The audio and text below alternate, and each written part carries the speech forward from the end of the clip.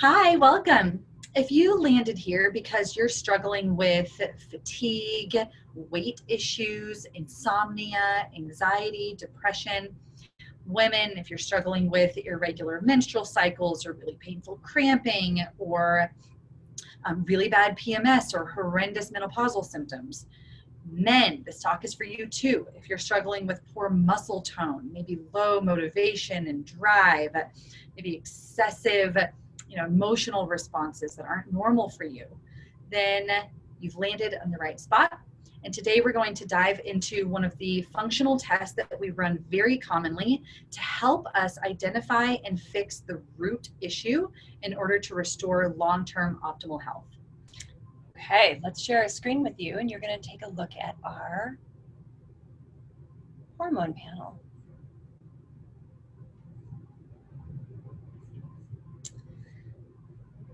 All right. Here we go. So what we're looking at here is what we refer to as a salivary hormone test. This looks at the most important steroid hormones, also collectively referred to as the stress and sex hormones.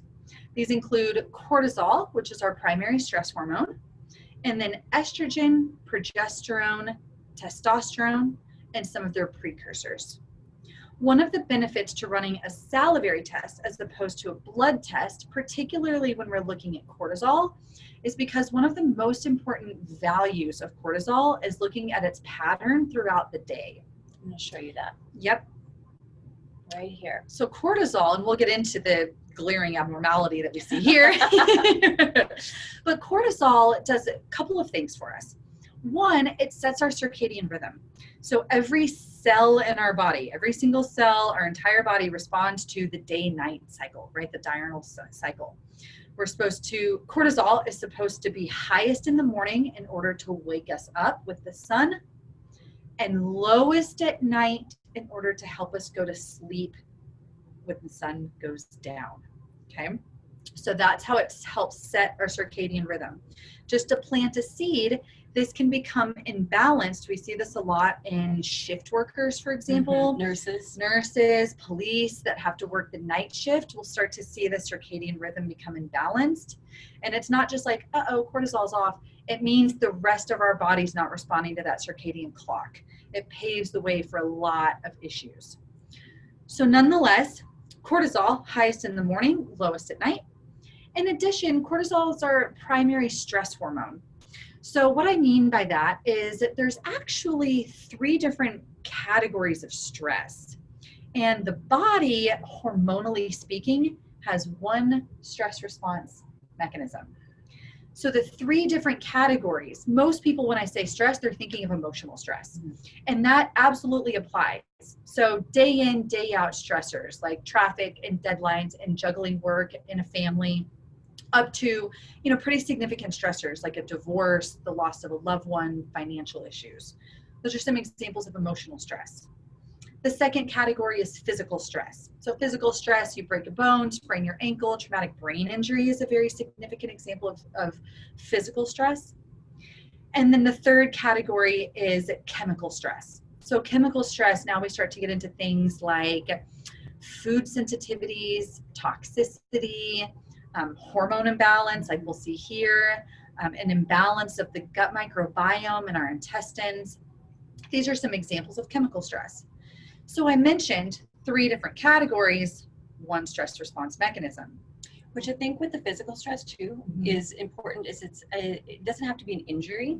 It can be those individuals who are racing marathons, Ironmans, right? Yes. Chronic exercisers. Yes. We're going to see that like you're just physically moving your body. We see a lot of disruption with this test with athletes. Absolutely. Yes. Overtraining is a very real thing. It's so real. Hi. Yes, right? Yeah. We've been there. We've been there. We have been here on this test, and we're going to share our personal experience with it as well. Yeah. So one stress response is what we have, right? But we have multiple external or internal stressors. Exactly. So what that means is from a hormonal perspective, the body doesn't know the difference between having a low-grade underlying infection and having a deadline. It's going to elicit the same response that we'll see here, which raises our question when we see cortisol off, like we do here, where it's high, what is it responding to? What are the stressors? Emotional, physical, chemical. The goal is not just, oh, let's just lower cortisol. The goal is to identify what it's responding to, help remove those stressors or rebalance them so that the body can go back to homeostasis on its own, balance on its own. Okay. So in this case, to briefly talk about cortisol here, we see that it's high, like we saw in that graph, and like we see the levels here. It's high in the morning and then eventually finds its place back to normal later at night. This person would experience sometimes insomnia in the middle of the night. So, we start this reading in the morning, but it doesn't say we know when cortisol started rising. So her insomnia at 3, 4, 5 a.m. was most likely mediated by cortisol. And that could be, that's where we start to dig a little bit deeper in each person's case. Is it stress from work? Is it stress from their family life? Is it stress from an underlying infection they have? Food, what does their diet look like? So we dig deeper here, but I want to plant that seed to say that's what the significance of this cortisol response is, and then how can we help that individual specifically. And this one is pretty significant. So this patient is pretty significant up until about that 5, 6, maybe 8 o'clock period. Okay. Exactly. And to talk about how this feels, what this means, we want you to know what to look for. What to look for. This can mean either like grogginess and difficulty upon waking in the morning, or it can also mean just up and almost an anxious kind of feeling, like in the morning. Fight or flight. Fight or flight. Bing, gotta go. Really edgy, internal tremor. Yes. Exactly. When everything is fine, like no particular reason. Yeah, exactly. It can mean sleep issues, as I mentioned, insomnia, difficulty falling asleep, or difficulty staying asleep. It can mean craving salt. It can mean craving sweets. It can mean water retention, getting sick all the time. Could be gut issues like acid reflux or bloating, puffiness, other hormone imbalances. So that's to give you an idea. That's what cortisol can mediate and how it can impact how we feel. It's a powerful hormone. It really is. Okay. Melatonin. We hear a lot about the melatonin too, and a lot of people are taking melatonin. They are. So melatonin is our primary sleep hormone. It has an inverse response to cortisol. So it's lowest in the morning with the sun and highest at night. We start releasing melatonin in response to darkness. So artificial light can help suppress melatonin. In this particular individual, she was actually supplementing with melatonin. Those are high numbers. Probably because of the high cortisol. But she would supplement with 1 milligram of melatonin at bedtime underneath the tongue. And that can actually play a role into those cortisol readings we were seeing before, but nonetheless, that requires more of a bio-individual approach. But the higher levels of melatonin that we're seeing here is due to the supplementation. So it's high in the morning because it's still in her system, and it's high, but you see almost half of what it was at night because it's getting out of her system, but nonetheless, she's going to supplement with it that night too. Okay. If we see low melatonin in some of these tests, which is pretty common, my first thought is, what is cortisol doing? Second thought, what are some of these other hormones doing? Third thought is, what do nutrients look like? Do we have the nutrients to produce melatonin? And then fourth is, what is light doing? Light is so key. Light is huge. Right. We're all inside. We need natural light to the skin, to your eyes, right? We're walking around in our sunglasses and we forget to take those off and actually get sunlight through your eyes back to the pineal gland to help naturally regulate your melatonin levels. Exactly. And is the person looking at artificial light before they go to sleep? Yes. So a computer, our cell phones, TV, lights in the house, all of those will trick our brain into thinking it's daylight, so then we don't release melatonin, so then it affects our sleep. So just some things to consider. All right, let's start looking at some sex hormones. All right. So we collectively refer to the sex hormones as all 3 types of estrogen. there's three. Men, I'm talking to you too.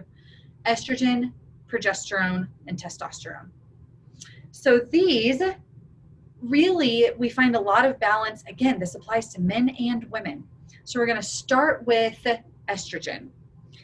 As I mentioned, there's 3 different types of estrogen, and they're more predominant depending on which phase of life we're in.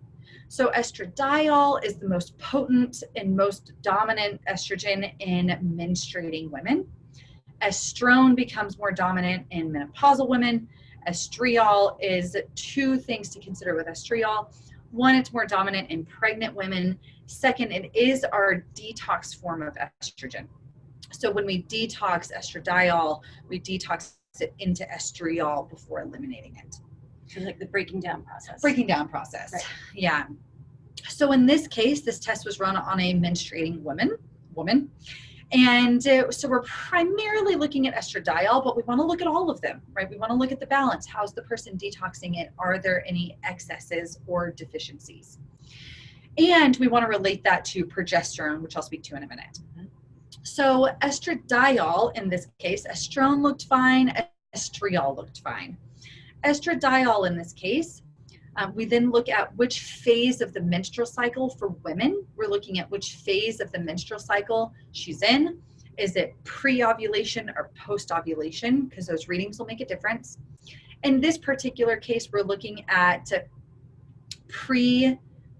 post-ovulation, pre-menstrual cycle. So about 7 days within the menstrual cycle, about when those PMS and hormonal symptoms start coming on, which is why we ran it then. And we see here that she's just 0.2 above that ideal range for estradiol. So we refer to this when estrogen is high in and of itself, or if estrogen is normal and progesterone is low, which we'll talk about in a minute, we collectively refer to this as estrogen dominance. So in this case, it's both. Estrogen is high in and of itself, progesterone is low. So what does this mean? Estrogen is a proliferative active hormone. That means when estrogen is high, common symptoms associated with this are weight gain, bloating, like a puffy feeling, abnormal periods, or the periods might be normal, but they're really heavy, really intense, really heavy cramps. PMS is really severe. Those are things that we'll see oftentimes in women with high estrogen. In men, kind of similar, minus the menstrual aspect, obviously. But in men, we'll see weight gain, inability to build sufficient muscle tone, inability to lose weight, possibly more emotional than you usually are. So I'm not saying emotions in men is a bad thing.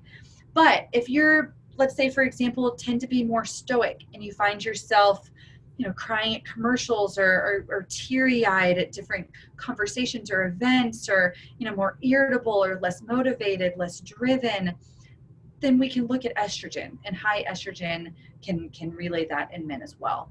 Man boobs, gynecomastia. This is a real thing too. Again, we're going to look at estrogen. One seed I want to plant for men, where high estrogen comes from. Often we'll see this with low testosterone. The reason is because testosterone is converted into estrogen. Under high stress. Yeah. Under blood sugar issues. Mm-hmm. So you convert your testosterone into estrogen, which creates this perfect storm of hormonal imbalance. Okay. Progesterone. Love it. Yes. So progesterone is I mentioned estrogen is active proliferative hormone. Progesterone is the opposite. It's calming, soothing, nourishing.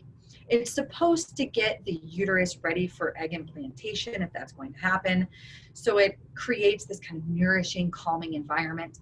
Obviously, if egg implantation doesn't happen, if you're on birth control, that's prevented. Nonetheless, progesterone, if it's low, what does that mean? Going back to especially those estrogen dominance type symptoms, similar to that. So everything I mentioned before, but then we also want to weave in some important factors. Anxiety is huge. Irritability. So women that are listening, if you just want to rip someone's head off around your menstrual cycle, if people steer clear of you because you're going to be so irritable, if you're anxious and have these racing uncontrollable thoughts, right?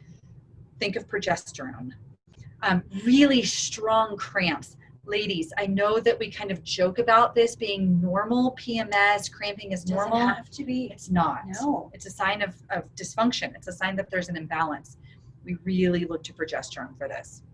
So you see here, this person was in the second phase of the cycle. We refer to this as luteal, a week out from their menstrual cycle. The range is 80 to 270. She was at 60, so we consider that low. Now, we can dig deeper. We can get into what's causing the low progesterone. There's many different factors to consider here, from gut health to cortisol to nutrients. But nonetheless, in this case, there's a couple different ways that we can address this. There's some herbs we can use. We can mitigate the stress response. We can provide some nutrients. Even temporary supplemental progesterone may be helpful depending on the person's age, their goals, and what we're looking for, and the severity of the symptoms too.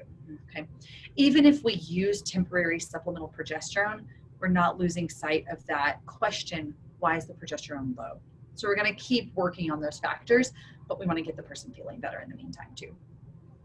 That is a big one. I think this is one that we hear a lot from clients, right? The anxiety, the short-tempered, just this internal intensity, tension. Yeah, exactly. It is. Exactly. Yeah, just like that tightening of the chest, the hypersensitivity. So please know that it is worth looking into. It is.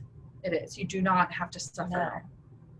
All right, here's breaking down different view, adding on testosterone and DHEA. Yes, so the other ones we have talked about, DHEA and testosterone. So DHEA is our precursor hormone, and we'll see that in just a minute. What I mean by precursor is our steroid hormones. So all of the hormones we're talking about here, we refer to, they're in a steroid composition is really what that means. But nonetheless, it starts with cholesterol, which is really important to know. I'm going to show you guys this. Yeah, let's look at the graph this here. Is important. So this is our steroid hormone cascade. As you notice here, it starts with cholesterol. So pausing here for a minute, cholesterol has been villainized for years, decades, right? Never want high cholesterol. Too much cholesterol is a bad thing. Avoid the eggs, avoid the red meat, avoid the bacon. Lower cholesterol, the better. It's false. We need cholesterol. Every cell in the body is comprised of cholesterol, and it provides the backbone from which all of our steroid hormones are built. I mean, take a look at this, right? Cholesterol to pregnenolone, and then all of this. Everything else needs to come from your cholesterol. Super important hormone. Yes. So correct. Too much is not a good thing. Again, ask why. Why is there too much cholesterol? Too little is not a good thing either. So there's ranges that we use to evaluate this. We look in blood work, we cross-reference to see, do we even have enough backbone to be making the rest of our hormones from? So that's one factor I wanted to bring up. Next, you'll also see DHEA. DHEA, as I mentioned, is one of our precursor hormones. So DHEA, it's often referred to as an anti-aging hormone for a few different reasons. Has really powerful antioxidant, anti-cancer properties in and of itself, but it also helps us be able to produce the optimal levels of the rest of our hormones: estrogen, progesterone, testosterone, and cortisol. So we see in this person, DHEA is great. It's mid-range. DHEA looks normal. If DHEA is low, then we start to look at chronic stressors that have been going on for a long time and the body's becoming depleted. If DHEA is high, like in this case, we see androstenedione, very similar precursor like DHEA. If it's high, then we see there's probably an active stressor going on and the body is responding accordingly. Like an infection? Like an infection, like emotional stress, a trauma. A great example. Yep, exactly. Okay. And then lastly, we'll point out testosterone. So testosterone, again, women, I'm talking to you. Men, obviously, I'm talking to you. Both sexes, we have all of these hormones. Estrogen is just as important in men as it is in women, and vice versa. Testosterone is just as important in women as it is in men. They're just dominant in one or the other. So testosterone, in this person, it was normal. kind of mid-range, if you will, at 16. So in this person, it was normal. But let's talk about what low or high testosterone looks like. Low testosterone in men and in women, we see low motivation and drive, low energy, no muscle tone. No muscle tone. Yeah, so you might be exercising, but you can't seem to build the muscle. It's not responding the way that you would expect based on your efforts. Weight gain goes along with that too, right? Because if you're not able to build muscle, more than likely you're going to have an excess of fat. And that also gets me into the metabolic rate, so slow metabolism. Again, we see that in men and in women. Talking about high testosterone, same thing, men and in women, it's going to show up a little bit differently. And women will see possibly facial hair growth. I know that sounds weird, but it's actually pretty common. Might see facial hair growth, might see body hair growth, specifically the thick black hairs. Might be some irritability, some other like acne we see very often in women. Those are some common signs of high testosterone. In men, high testosterone, same thing, we might see acne. We might also see irritability, anger, hostility issues. So, the typical always wanting to get in a fight, always, quick temper, quick to set off kind of behavior. So too much, not a good thing, too little, not a good thing. In men and in women, we want this to be balanced. Now, if it's low, is testosterone supplementation, just like talking about progesterone, is that the immediate answer? Not always. So if the symptoms are significant and they're really impacting daily life, absolutely, sure. Working with a doctor to help with testosterone, it is a prescription, so we would have to work with a doctor, but that may be the trick to get you feeling better while we're figuring out why your body wasn't able to produce testosterone on its own. So some examples of that could be chronic emotional stress, might be a long-term underlying infection, low-grade underlying infection, might be nutrient deficiencies. Blood sugar is huge for this, gut health. So there's a lot of different things that we can look at to help your body address those and then help your body be able to produce its own hormones normally. But like I said, in the meantime, sometimes supplemental use of these hormones can be helpful in order to get you feeling better, and we can work with the doctor accordingly. Ultimately, it's finding what's going to work best for you. Exactly. Using a combination of everything that we can possibly get our hands on, right? It could be clinical, it could be holistic, and everything in between. Exactly. To restore your health. Yes. And the bottom line, what it comes down to is if you're watching this video and you have been struggling, sometimes for years, but if you've been struggling with bloating, weight gain, anxiety, depression, insomnia, brain fog, all of these acne, overt hormone imbalance. So men, the low motivation and drive, the possibly formation of male breasts, the inability to build muscle. In women, horrendous menstrual cycles, or even just dysfunctional. If you have PMS or cramping, or if you're into menopause and still having hot flashes, still having weight gain. This is to say it's not all in your head. There's something that we can do about it. And we use tests like this to identify the root cause in order to fix it and restore optimal health long term.